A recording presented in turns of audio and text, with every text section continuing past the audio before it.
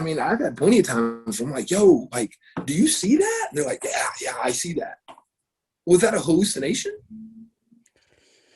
That's a big question. So I like that kind of stuff. And as an artist, you know, trying to depict that stuff, sometimes I'll depict my own opinions and my own thoughts about something. I'm not saying it's right, but it's cool to think about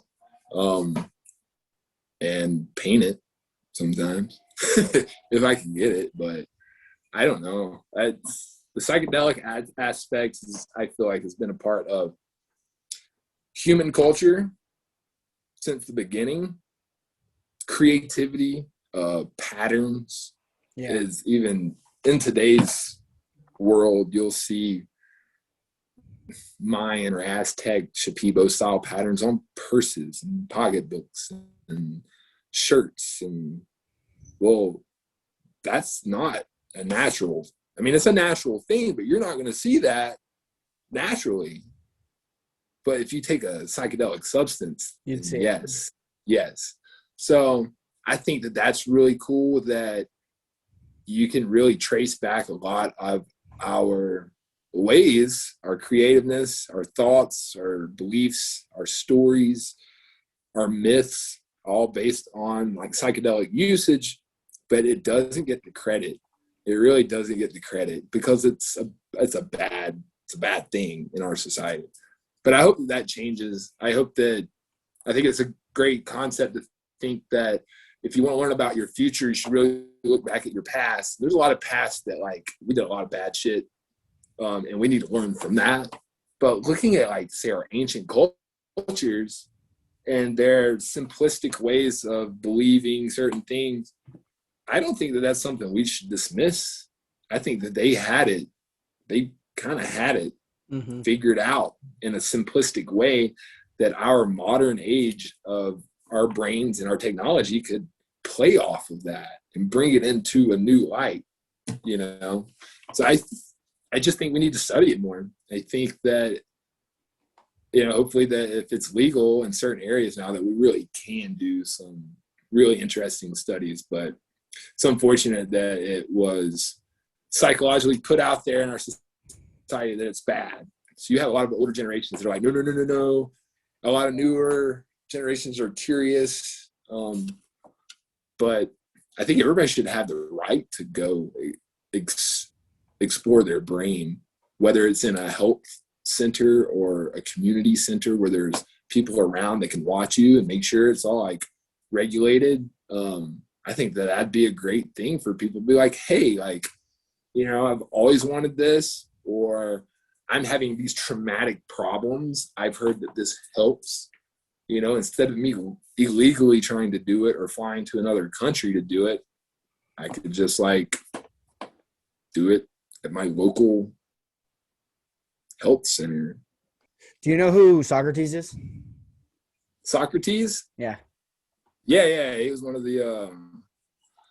them smart guys back He's then. he's like the founder of the Socratic method, which is like questioning everything. And he's like the founder of philosophy, I would say. He's one of them. Yeah, okay. That makes sense. So when you're talking about ancient Greece and all these like past things and all these experiences, I'm wondering if Socrates was just like a psychedelic head. Or he was a visionary guy. Like he took psychedelics and he thought a lot. I think people like that, he's obviously a very intelligent person in his era.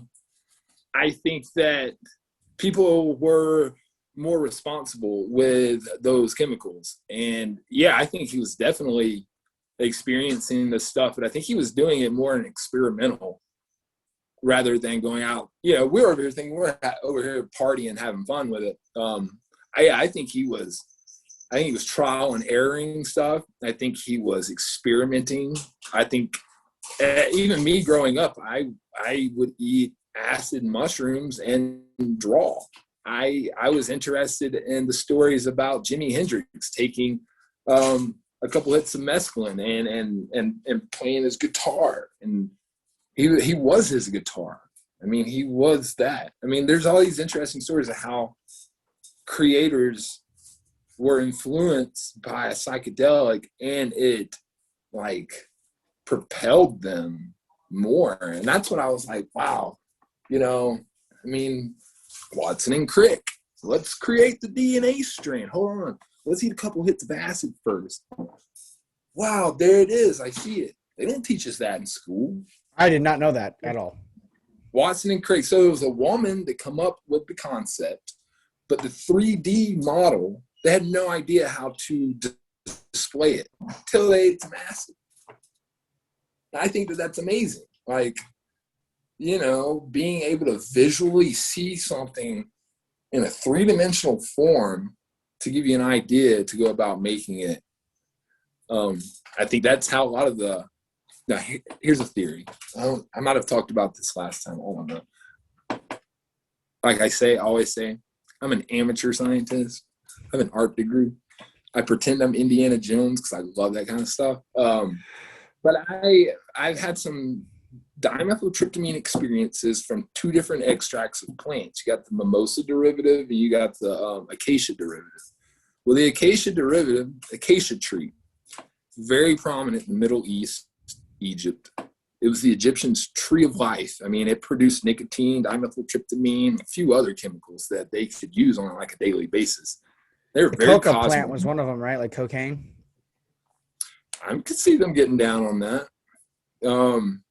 Yeah, I think that whatever this plant was producing a lot of different things that they identified it as a tree of life, a plant of life. It produced all these different things that benefits us.